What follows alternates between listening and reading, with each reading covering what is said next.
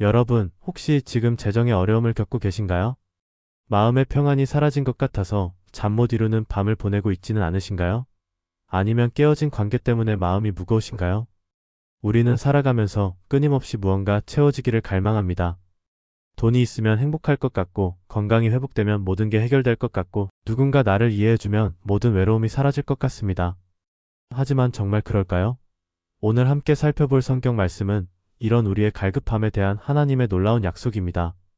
빌립보서 4장 19절, 나의 하나님이 그리스도 예수 안에서 영광 가운데 그 풍성함대로 너희 모든 쓸 것을 채우시리라. 이 한 구절 안에는 우리 인생의 모든 필요에 대한 하나님의 확실한 보장이 담겨 있습니다. 과연 이 약속이 정말 우리에게도 적용될 수 있을까요? 끝까지 함께 하시면 이 말씀을 어떻게 실제 삶에 적용할 수 있는지 구체적인 방법을 알려드리겠습니다. 지금부터 시작해 보겠습니다. 이 놀라운 약속의 말씀을 제대로 이해하려면 먼저 이 편지가 쓰여진 상황을 알아야 합니다. 사도 바울이 빌립보서를 쓸 때 그는 로마 감옥에 갇혀 있었습니다. 자유도 없고 안정적인 수입도 없고 언제 처형당할지도 모르는 절망적인 상황이었죠. 그런데 놀랍게도 바울은 이런 극한 상황에서 채우심에 대해 이야기하고 있습니다. 더욱 감동적인 것은 빌립보 교회가 멀리 떨어진 곳에서 바울을 위해 헌금을 보내주었다는 사실입니다. 그들 자신도 넉넉하지 않은 상황이었지만 사랑하는 사도를 위해 자신들의 소중한 것을 나누어 주었습니다. 바울은 이 편지에서 그들의 사랑에 깊이 감사하면서 동시에 더 큰 진리를 선포합니다. 바로 물질적인 도움보다 훨씬 더 크고 확실한 하나님의 공급하심에 대한 약속입니다. 바울이 감옥에서도 기쁨을 잃지 않고 감사할 수 있었던 비결이 바로 이것이었습니다. 하나님이 모든 필요를 채워주신다는 확신 말입니다. 이것은 단순한 희망사항이 아니라 바울이 직접 경험하고 확신한 하나님의 신실하심이었습니다. 이제 이 약속의 핵심 단어들을 자세히 살펴보겠습니다. 먼저 모든 쓸 것이라는 표현입니다. 여기서 쓸 것은 헬라어로 크레이아인데 이는 우리가 원하는 모든 것이 아니라 실제로 필요한 것들을 의미합니다. 즉, 하나님은 우리의 모든 욕구를 들어주시겠다고 약속하신 것이 아니라 우리 삶에 꼭 필요한 것들을 책임져 주시겠다고 하신 것입니다. 이는 훨씬 더 현실적이고 지혜로운 약속입니다. 우리가 원하는 것과 실제로 필요한 것은 다를 수 있기 때문입니다. 다음으로 그리스도 예수 안에서라는 표현을 보겠습니다. 이는 단순히 예수님의 이름으로만 기도하면 된다는 뜻이 아닙니다. 이는 예수 그리스도와의 관계, 즉 하나님과의 올바른 관계 안에서 이 약속이 실현된다는 의미입니다. 마지막으로 영광 가운데 그 풍성함대로라는 표현은 하나님의 무한한 자원과 능력을 가리킵니다. 하나님은 결코 부족함이 없으신 분이시고 우리의 필요를 채우시는 데 있어서도 아무런 제한이 없으시다는 뜻입니다. 따라서 이 약속은 우리의 모든 합리적 필요를 하나님과의 바른 관계 안에서 하나님의 무한한 자원으로 채워주시겠다는 확실한 보장인 것입니다. 그렇다면 이 약속이 우리 일상생활에서는 어떻게 나타날까요? 구체적인 예를 들어보겠습니다. 어느 가족의 경우를 생각해 봅시다. 남편이 갑작스럽게 실직하게 되어 가정 경제가 어려워졌습니다. 이때 그들은 먼저 현실적인 계획을 세웠습니다. 가계부를 정리하고 불필요한 지출을 줄이고 새로운 일자리를 적극적으로 찾았습니다. 동시에 이 모든 과정을 기도로 하나님께 맡겼습니다. 그 결과 예상치 못한 곳에서 도움의 손길이 나타났고 새로운 기회가 열렸습니다. 또 다른 예로 어떤 할머니는 심한 외로움에 시달리고 계셨습니다. 자녀들은 모두 멀리 살고 건강도 좋지 않아 집에만 계시는 날이 많았습니다. 하지만 교회 공동체와의 연결을 통해 새로운 관계들이 형성되었고 누군가를 돌보고 기도해주는 새로운 목적을 발견하게 되었습니다. 중요한 것은 하나님이 채워주시는 방식이 우리가 예상한 것과 다를 수 있다는 점입니다. 때로는 물질적 해결책으로, 때로는 사람들을 통해서, 때로는 새로운 관점이나 내적 평안을 통해서 우리의 필요를 채워주십니다. 핵심은 우리가 현실적인 노력과 영적인 의존을 함께 실천하는 것입니다. 실제로 이 약속을 경험한 분의 이야기를 나누어 보겠습니다. 한 청년이 있었는데 대학 졸업을 앞두고 취업 준비를 하면서 극심한 스트레스에 시달리고 있었습니다. 아무리 노력해도 원하는 곳에서 좋은 결과가 나오지 않았고 자신감도 많이 떨어진 상태였습니다. 그때 이 청년은 빌립보서 4장 19절 말씀을 붙들고 기도하기 시작했습니다. 자신의 필요가 단순히 좋은 직장만이 아니라 안정감과 자신감, 그리고 미래에 대한 소망이라는 것을 깨달았습니다. 그는 취업 준비를 계속하면서도 동시에 주변 사람들을 섬기는 일에도 참여했습니다. 놀랍게도 그 과정에서 뜻밖의 연결고리가 생겼고 자신이 전혀 생각지 못했던 분야에서 더 더 좋은 기회를 얻게 되었습니다.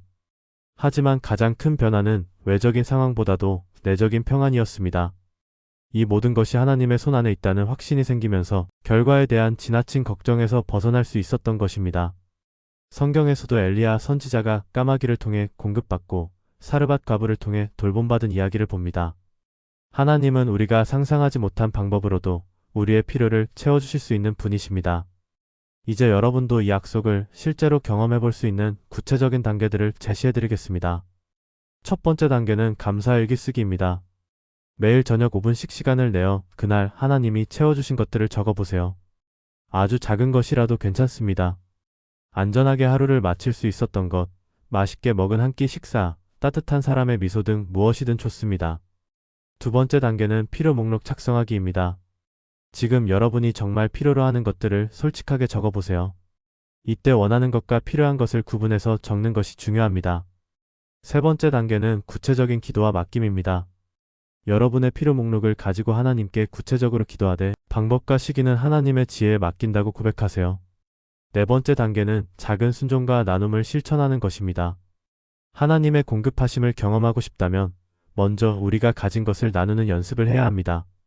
작은 정성이라도 누군가를 도우려고 노력해보세요. 이 네 단계를 꾸준히 실천하면서 하나님이 어떻게 여러분의 필요를 채워주시는지 직접 경험하게 될 것입니다. 중요한 것은 완벽하게 하려고 하지 말고 작은 것부터 시작하는 것입니다. 이제 잠시 말을 멈추고 함께 조용한 시간을 가져보겠습니다. 눈을 감으시거나 편안한 자세로 앉아보세요.